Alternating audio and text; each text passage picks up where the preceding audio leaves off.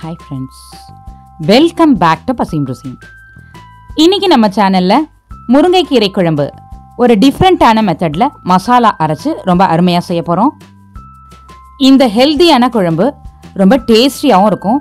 So இந்த video skip பண்ணாம last வரைக்கும் பார்த்து கண்டிப்பா நீங்களும் ட்ரை பண்ணி பாருங்க. வாங்க ரெசிபிக்குள்ள போகலாம். பேன்ல 3/4 ஸ்பூன் துவரம்பருப்பு, 3/4 ஸ்பூன் பச்சரிசி சேர்த்து ட்ரை ஃப்ரை பண்ணிக்கணும்.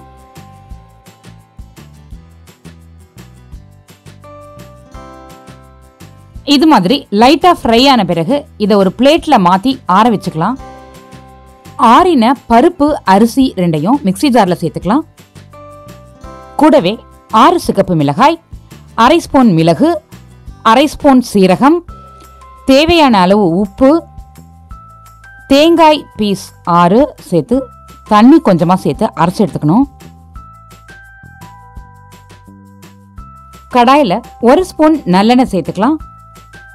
ஆயில் ஹீட் ஆன பிறகு 1 ஸ்பூன் கடுகு சேர்த்து கடுகு வெடிச்ச பிறகு நறுக்கின சாம்பார் வெங்காயம் 15 சேர்த்து வதக்கி விட்டுக்கலாம்.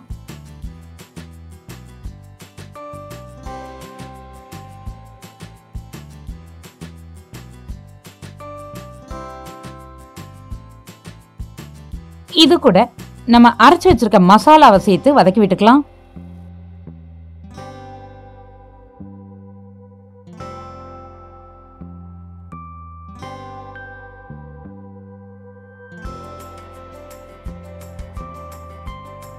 இந்த அளவுக்கு வதங்கின பிறகு இது கூட நெல்லிக்காய் அளவு புளிய கரைச்சு சேர்த்துக்கலாம்.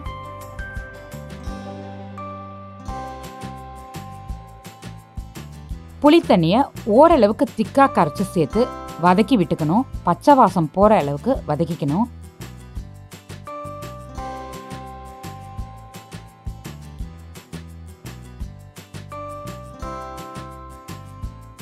இது கூட இந்த குழம்புக்கு தேவையான அளவு கல் உப்பு, 1/2 ஸ்பூன் மஞ்சத்தூள் சேர்த்துக்கலாம்.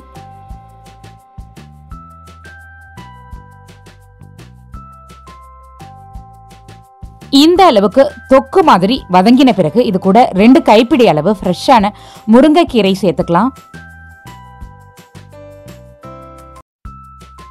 கூடவே ஊற வச்சு வேக வச்ச மொச்சக்கட்டை 2 கைப்பிடி அளவு சேர்த்து வதக்கி விட்டுக்கலாம்.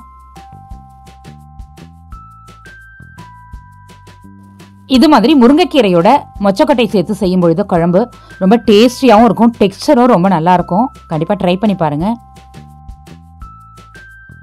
முருங்கைக்கீரை மொச்சக்கொட்டை இரண்டும் சூடு ஏறுற அளவுக்கு வதக்கின பிறகு இது கூட தேவையான அளவு தண்ணி சேர்த்துக்கலாம்.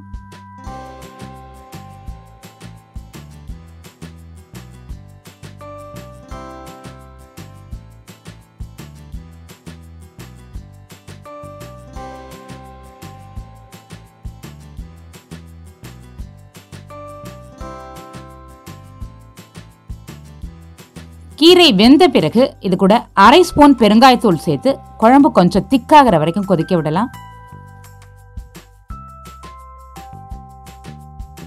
மிளகாய் தூள் சேர்க்காம மசாலா அரைச்சு இது மாதிரி ஒரு அருமையான முருங்கைக்கீரை மொச்சக்கட்டை குழம்பை நீங்களும் கண்டிப்பா ட்ரை பண்ணி பாருங்க.